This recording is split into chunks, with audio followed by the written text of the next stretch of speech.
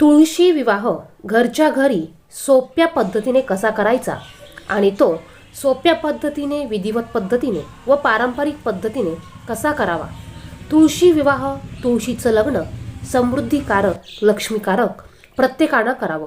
प्रत्येकाच्या अंगणात, प्रत्येकाच्या घराभोवती तुळस ही असतेच. नमस्कार, श्री स्वामी समर्थ सर्वांना. आजच्या व्हिडिओमध्ये आपण तुळशीचा विवाह, तुळशीचं लग्न घरच्या घरी अगदी सोप्या पद्धतीने कसं करायचं याविषयीची संपूर्ण माहिती बघणार आहोत. व्हिडिओ कुठेही स्किप न करता संपूर्ण बघा. चॅनलवर पहिल्यांदा असाल तर चॅनलला देखील सबस्क्राईब करा. लक्ष्मीपूजन झाल्यानंतर, पाडवा आणि भाऊबीज झाल्यानंतर कार्तिक शुद्ध द्वादशीला तुळशी मातेचा विवाह गोरस मुहूर्तावर करण्याची परंपरा आहे आणि उत्तर भारतामध्ये कार्तिक शुद्ध एकादशीला करतात. तुळशी विवाह हा कार्तिक शुद्ध एकादशीपासून सुरू करून तो पौर्णिमेपर्यंत केला जातो. त्यामुळे तो 5 दिवसात तुम्ही कधीही करू शकतात. तुळशी विवाह केल्याने तुम्हाला कन्यादान केल्याचे पुण्य प्राप्त होते. तुळशी विवाहापासून आपल्या घरातील सर्व मांगलिक कार्य करायला सुरू आपण करू शकतो. यावर्षी शुक्रवार दिनांक 24 नोव्हेंबर पासून तुळशी विवाहास सुरुवात होत आहे, तर ते तुम्ही पंथी पौर्णिमेपर्यंत करू शकतात. या दिवशी तुळशीला घरातील ज्येष्ठ कन्या समजून तिचा विवाह शालिग्रामशी किंवा बाळकृष्णाशी लावला जातो. तुळशी विवाह हा सायंकाळी केला जातो. तुळशी विवाह करण्या अगोदर तुम्हाला काय काय साहित्य लागणार आहेत ते आपण पुढे पाहणार आहोतच. त्या अगोदर तुम्हाला तुळशी विवाह करण्यासाठी तुळशी वृंदावन जर का तुमच्याकडे असेल तर तुम्ही तुळशी वृंदावन घ्यायचं आहे. तुळशी वृंदावन नसेल तर तुम्ही तुळशीची कुंडी घेतली तरी चालणार आहे. तुळशी वृंदावन नसेल तर तुम्हाला तुळशीची कुंडी ठेवण्यासाठी खाली पाट लागणार आहे. त्यावर तुम्हाला लाल कपडा अंथरून घ्यायचा आहे आणि त्यावर तुम्हाला तुळशीची कुंडी ठेवायची आहे. तुळशीच्या कुंडीला तुम्ही रंग देऊ शकतात. रंगाने तुळशीच्या कुंडीला तुम्ही सजवू शकतात. तुळशीचं लग्न करण्याच्या दिवशी आपल्याला तुळशीच्या आजूबाजूची जागा ही स्वच्छ करून घ्यायची आहे. सर्व बाजूने आपल्याला साफसफाई करून घ्यायची आहे. छान अशी तुळशी पुढे घराबाहेर रांगोळी आपल्याला काढायची आहे. या दिवशी तुळशीचा विवाह आपण करणार आहोत. त्यासाठी तुळशी वृंदावनवर आपल्याला राधाकृष्ण लिहायचा आहे, शुभ लाभ लिहायचा आहे. याचबरोबर कुंकवाने तुम्ही तुळशी वृंदावनाच्या वरती स्वस्तिक काढू शकतात. जर का पाठीमागे भिंत असेल तर तुळशी विवाह तुम्ही लिहू शकतात, राधाकृष्ण असं तुम्ही लिहू शकतात. आता ही सर्व तयारी तुम्ही थोडी लवकर करू शकतात. बघा, आपल्याला गोरस मुहूर्तावर तुळशी विवाह करायचा असतो, पण संध्याकाळी आपण तुळशीला स्पर्श करत नाही, हात लावत नाही. यासाठी ही सर्व तयारी तुम्ही थोडं लवकर म्हणजे सायंकाळ होण्याच्या अगोदर ही सर्व तयारी करायची आहे. म्हणजे तुळशीला स्पर्श जरी झाला तरी आपल्याला तुळशीचा म्हणजे तुळशीकडनं कुठलाही त्रास किंवा तुळशीकडनं कुठलाही शाप आपल्याला मिळत नाही. यासाठी सर्व तयारी तुम्ही थोडी अगोदर करा. तिन्ही सांज होण्याच्या अगोदर ही सर्व तयारी तुम्ही करून ठेवू शकतात. यानंतर तुम्ही ब्लाऊज पीसने तुळशी मातेला साडी देखील नेसवू शकतात. जसं आपण नवरीला सजवतो तसं आपल्याला तुळशी मातेला सजवायचं आहे. आता आपण तुळशी मातेचा विवाह कसा करायचा ते पाहू. त्या अगोदर थोडक्यात मी तुम्हाला साहित्य काय काय लागणार आहे ते सांगते. तुळशीचा विवाह करण्यासाठी जेही काही साहित्य लागणार आहे मी ते तुम्हाला थोडक्यात सांगते. तुळशीचा विवाह करण्या अगोदर सर्व साहित्य तुम्हाला एका ठिकाणी जमवून घ्यायचं आहे. म्हणजे तुम्हाला सारखं एक एक वस्तू घ्यायला उठावं लागणार नाही. त्याचबरोबर जेही काही साहित्य आपल्याला लागणार आहे हे सर्व साहित्य आपल्या घरामध्ये उपलब्ध असतं. आपल्याला जर का काही गोष्टी लागल्या तरच त्या बाहेरून विकत आणायच्या आहे. तर साहित्यात आपल्याला सर्वात अगोदर तुळशी वृंदावन लागणार आहे. तुळशी वृंदावन नसेल तर तुळशीची कुंडी लागेल. कुंडी ठेवण्यासाठी पाट घ्यायचा आहे, त्यावर आपल्याला लाल कपडा अंथरायचा आहे. यानंतर तांदूळ लागणार आहे, अक्षता घ्यायच्या, हळदी कुंकू, अष्टगंध, यानंतर बोरे, आवळा, चिंच आणि बांगड्या आपल्याला घ्यायच्या आहे. आवळा आपल्याला 2 आवळे लागणार आहे. एक आवळा आपल्याला पूजेसाठी लागणार आहे आणि दुसरा आवळा आपल्याला तुळशी पुढे तुपाची वात प्रज्वलित करण्यासाठी लागणार आहे. यानंतर आपल्याला गणपती बाप्पांची मूर्ती किंवा गणपतीचं प्रतीक म्हणून सुपारी लागणार आहे. गणपती बाप्पांना नैवेद्य म्हणून आपल्याला गूळ खोबरं लागणार आहे. पानाचा विडा करण्यासाठी पानं लागणार आहे. याचबरोबर आपल्याला कलश स्थापना करायची आहे. यासाठी कलश लागणार आहे. पाण्याने भरलेला कलश लागणार आहे. एक नारळ लागणार आहे. त्याच्यावर ठेवण्यासाठी आंब्याची पानं किंवा नागलीची पानं लागणार आहे. समई, निरंजन, धूप, अगरबत्ती, ओटीचे सामान आपल्याला 4 ऊस लागणार आहे. 4 ऊस नाही मिळाले तर 2 ऊस मिळाले तरी चालेल. आपल्याला उसाचा मंडप करायचा आहे, गेज वस्त्र लागणार आहे, श्रीकृष्णाची मूर्ती लागणार आहे किंवा बाळकृष्णाची मूर्ती आपल्याला घ्यायची आहे, झेंडूची फुले घ्यायची आहे, सौभाग्य अलंकार आणि शृंगाराचे अलंकार आपल्याला लागणार आहे. त्याचप्रमाणे बाळकृष्णाच्या मूर्तीला सजवण्यासाठी तुमच्याकडे जोही काही साज असेल तो साज आपल्याला घ्यायचा आहे. काळे मणी घ्यायचे, मंगळसूत्र घ्यायचं आहे, फुलांच्या 2 मंडोळ्या आपल्याला लागणार आहे. त्याचबरोबर तुळशी मातेची ओटी भरण्यासाठी इथे आपल्याला ब्लाऊज पीस किंवा ओटीचं सामान घ्यायचं आहे. नैवेद्यासाठी आपल्याला लाह्या लागणार आहे आणि प्रसाद म्हणून आपल्याला जोही तुम्ही प्रसाद करणार असाल तो घ्यायचा आहे. जसं तुम्ही बुंदीचे लाडू घेऊ शकतात, घरात शिरा तयार करून घेऊ शकतात, तर तुम्हाला प्रसाद म्हणून काहीतरी गोडाचं प्रसाद घ्यायचा आहे. त्यानंतर तुम्ही जोही काही स्वयंपाक घरात करणार आहात तो तुम्ही नंतर नैवेद्य म्हणून दाखवायचा आहे. त्याचबरोबर आपल्याला तुळशी माता आणि श्रीकृष्ण यांच्यामध्ये धरण्यासाठी अंतरपाठ म्हणून एक कपडा लागणार आहे. तर तुम्ही कोणताही पांढरा कपडा घेऊ शकतात. आणि तुळशीचा पण लग्न लावत असतो, त्यामुळे आपल्याला लग्नामध्ये मंडोळ्या लागतात. तर तुम्ही मंडोळ्या भेटल्या तुम्हाला तर तुम्ही मंडोळ्यासुद्धा घ्यायच्या आहे. तुळशी मातेसाठी आणि जर का श्रीकृष्णाची मूर्ती असेल तर त्यांच्यासाठी तुम्ही हार घ्यायचा आहे. कोणतेही 5 फळं घ्यायचे आहेत तुम्ही. आणि यानंतर तुम्हाला रांगोळी काढण्यासाठी रांगोळी लागणार आहे. तर या पद्धतीने सामान आपल्याला हे घ्यायचं आहे. आणि या व्यतिरिक्त तुम्हाला जर का जास्तीची सजावट करायची असेल तर ती देखील तुम्ही करू शकता. या दिवशी आपल्या दरवाजाला आंब्याचा डगळा लावण्यासाठी हा आवश्यक घ्यायचा आहे. यानंतर आपल्याला बाळकृष्णाच्या मूर्तीला, गणपतीच्या मूर्तीला अभिषेक करण्यासाठी पंचामृत घ्यायचा आहे किंवा मग तुम्ही दुधाने आणि पाण्याने अभिषेक केला तरी चालेल. आता पूजा कशी करायची हे आपण पाहूया. आपण घराच्या बाहेर ज्या ठिकाणी तुळशीचा विवाह करणार आहोत ती जागा आपल्याला स्वच्छ करून घ्यायची आहे. त्यानंतर जिथे आपण पाठ मांडणार आहे तिथे आपल्याला रांगोळीने स्वस्तिक काढायचं, त्यावर हळदी कुंकू आपल्याला टाकून घ्यायचं आणि त्यावर तुम्ही पाट आणि चौरंग ठेवायचा आहे. यानंतर तुम्हाला यावर लाल कपडा किंवा पिवळा कपडा अंथरून घ्यायचा आहे. तर तुम्ही या पद्धतीने समोरासमोर पाट आणि चौरंग मांडू शकतात किंवा चौरंगाच्या बाजूलाच तुम्ही पाट देखील मांडू शकतात. यानंतर आपल्याला लाल कपडा अंथरलेल्या पाटावर तुळशीची कुंडी ठेवायची आहे.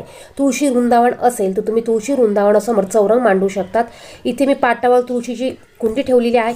मी तुळशीला साडी ही अगोदरच घालून घेतलेली आहे. तुम्ही अशा पद्धतीने ब्लाऊज पिसाने तुळशी मातेला साडी घालून तिला साज शृंगार करू शकतात. तुळशी मातेला साडी ही उजेड असतानाच घालायची आहे. सायंकाळी तुळशी मातेला आपल्याला स्पर्श करायचा नसतो. यानंतर तुळशी मातेला आपल्याला तुळशी मातेचा मामा म्हणून ऊस आपल्याला तुळशी मातेच्या मागे ठेवायचा आहे. तुम्ही या ठिकाणी 4 ऊसांचा मांडव बनवू शकतात. तुम्हाला अगदी ऊस नाहीच मिळाले तर 1 ऊस जरी तुम्ही इथे ठेवला तरी चालणार आहे. यानंतर आपल्याला स्वतःला हळदी कुंकू लावून घ्यायचं आहे आणि त्यानंतर पूजेला सुरुवात करायची आहे. पूजेला सुरुवात करण्या अगोदर आपल्याला दीप प्रज्वलित करून घ्यायचा आहे. आपल्याला दिवा लावून दिव्याची हळदी कुंकू अक्षता फुलं वाहून पूजा करून घ्यायची आहे. दिव्याखाली आपल्याला आसन म्हणून रांगोळी ठेवायची किंवा तुम्ही अक्षता ठेवू शकतात किंवा फुलांची रास ठेवू शकतात किंवा खाली एखादी प्लेट ठेवू शकतात. यानंतर आपल्याला आचमन करायचं आहे. आपल्याला 3 वेळा हातात पाणी घेऊन ते प्राशन करायचं आहे आणि 3 वेळा स्क्रीनवर दिलेले मंत्र आपल्याला म्हणायचं आहे. ओम केशवाय नमः, ओम नारायणाय नमः, ओम माधवाय नमः. यानंतर 3 वेळा हातात पाणी घेऊन ते आपल्याला प्लेटमध्ये सोडायचं आहे. सर्व देवांच्या आव्हानासाठी आपल्याला हे आचमन करायचं आहे. यानंतर सर्वात अगोदर कलश स्थापना करायची. यासाठी तांब्याभर पाणी घ्यायचं. यामध्ये हळदी कुंकू अक्षता 1 रुपयाचं नाणं सुपारी आपल्याला टाकायची आहे. यानंतर नागलीचे पानं किंवा आंब्याचा डगळा यामध्ये ठेवून आपल्याला यावर 1 नारळ ठेवायचा आहे. यानंतर कलशावर 1 नारळ ठेवायचा आहे. कलशाला 5 कुंकवाचे बोटे उमटवायचे आहे. 1 स्वस्तिक तुम्ही पाठीमागून काढू शकतात. यानंतर हा कलश आपल्याला थोड्याशा तांदळाच्या राशीवर ठेवायचा आहे किंवा मग तुम्ही 1 प्लेट घ्या, प्लेटमध्ये तांदूळ ठेवा आणि त्यामध्ये हा कलश ठेवू शकतात, जेणेकरून आपल्याला हे तांदूळ पटकन उचलता येतील. तर या पद्धतीने तांदूळ ठेवले, तांदळावर थोड्याशा हळदी कुंकू टाकून आपल्याला कलश ठेवायचा आहे. यानंतर आपल्याला गणपती बाप्पांची स्थापना करायची आहे. त्यासाठी इथे मी गणपती बाप्पांचं प्रतीक म्हणून सुपारी घेतली आहे. आपल्याला तामाणामध्ये किंवा प्लेटमध्ये सुपारी ठेवायची आहे. आपल्याला 3 पळ्या साधं पाणी, 3 पळ्या पंचामृत किंवा दुधाने आपल्याला अभिषेक करून घ्यायचा आहे. आणि यानंतर पुन्हा साध्या पाण्याने आपल्याला आंघोळ घालून, गणपती बाप्पांना आंघोळ घालून आपल्याला सुपारीला स्वच्छ कपड्याने पुसून घ्यायचं आहे. आणि यानंतर गणपती बाप्पांची स्थापना आपल्याला चौरंगावर करायची आहे. गणपती बाप्पांची स्थापना करण्यासाठी तुम्ही नागलीचे पानं ठेवून त्यावर तांदळाची रास ठेवून त्यावर गणपती बाप्पांना ठेवू शकतात, किंवा मग तुम्ही चौरंगावर थोड्याशा अक्षदा ठेवून त्यावर देखील तुम्ही सुपारीची मांडणी करू शकतात. यानंतर चौरंगावर मी तांदळाने अक्षदाने स्वस्तिक काढून घेते.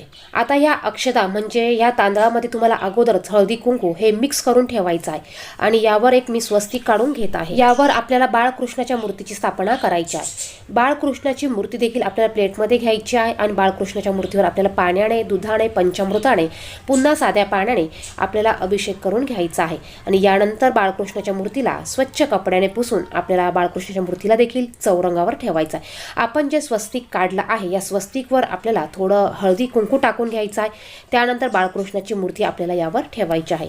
तुमच्याकडे जर का श्रीकृष्णाची मूर्ती असेल तर तुम्ही ती ठेवू शकतात, आणि जर का तुमच्याकडे बाळकृष्ण किंवा श्रीकृष्णाची मूर्ती नसेल तर तुम्ही शालिग्राम यावर ठेवू शकतात. तर इथे मी अगोदर नागलीचं पान ठेवलेलं आहे, यावर आपल्याला बाळकृष्णाची मूर्ती ठेवून घ्यायची आहे. यानंतर श्री बाळकृष्णाच्या मूर्तीला तुम्ही कपडे घालून, टोपी घालून, साज घालून तुम्ही जसं पाहिजे तसं सजवू शकतात.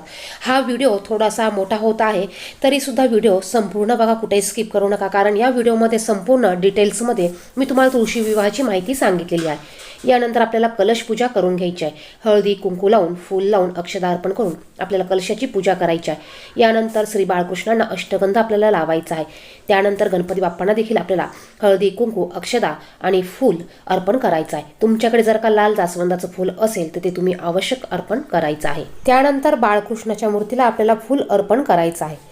यानंतर तुळशी मातेची आपल्याला सजावट करायचं आहे. बघा, इथे मी मंगळसूत्र घेतलेलं आहे. हे मंगळसूत्र मी घालून घेते. याचबरोबर आपल्याला सौभाग्य अलंकाराच्या ज्या वस्तू आहे त्या तुळशी मातेला अर्पण करायच्या आहे. तुम्ही कुंडीमध्ये, तुळशी वृंदावनमध्ये ठेवू शकतात, किंवा मग अशा पद्धतीने बांगड्या तुम्ही तुळशी मातेला दोन्ही फांद्यांमध्ये घालू शकतात. त्यानंतर ज्याही काही वस्तू तुम्ही सजवण्यासाठी आणल्या असतील त्या तुम्ही तुळशी मातेला सजवू शकतात, जसं की नेकलेस, हार. तुम्हाला जेही काही इथे सजावट करायची असेल ती सर्व सजावट तुम्ही करू शकतात.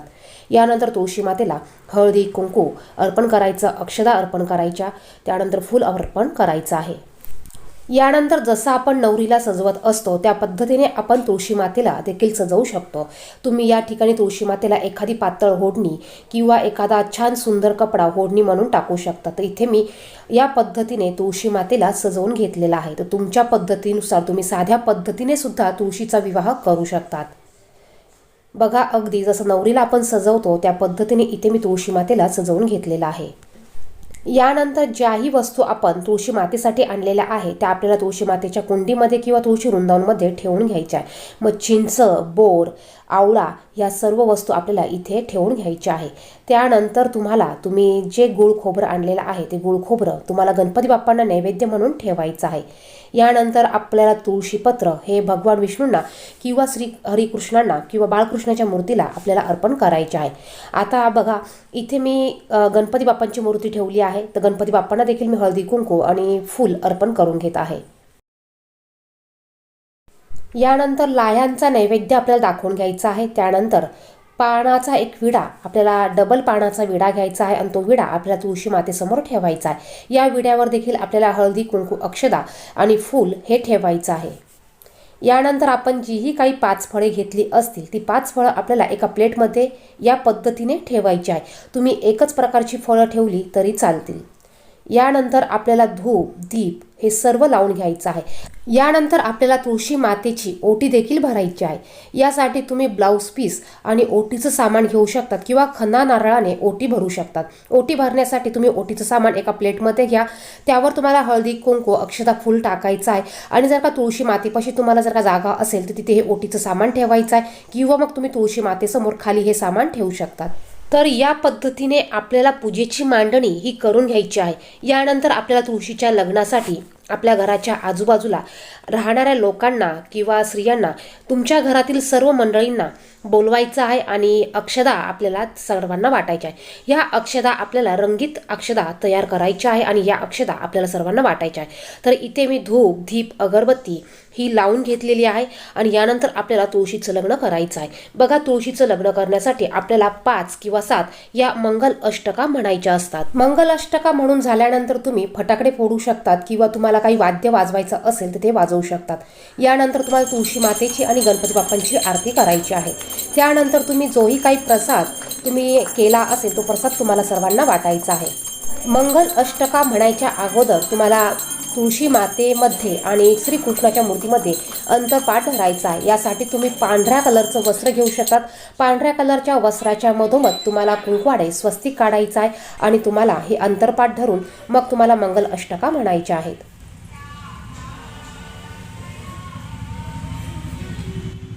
तुम्हाला हा व्हिडिओ कसा वाटला हे कमेंट बॉक्समध्ये नक्की सांगा। व्हिडिओ आवडला व्हिडिओला एक लाईक नक्कीच करा। परत भेटूया एक अशाच नवीन माहितीपूर्ण व्हिडिओ मध्ये। तोपर्यंत धन्यवाद। श्री स्वामी समर्थ।